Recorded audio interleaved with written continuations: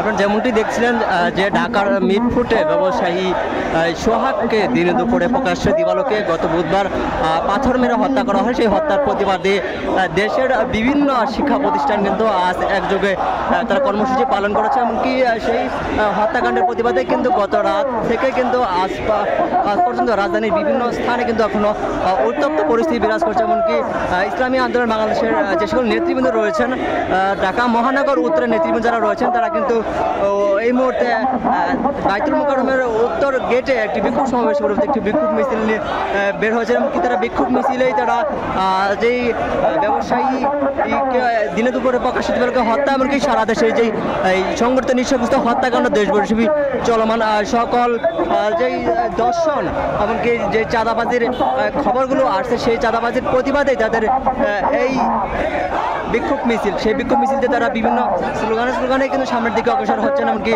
তারা চাঁদাবাজি বন্ধের প্রতিবাদে বিভিন্ন স্লোগান দিচ্ছেন।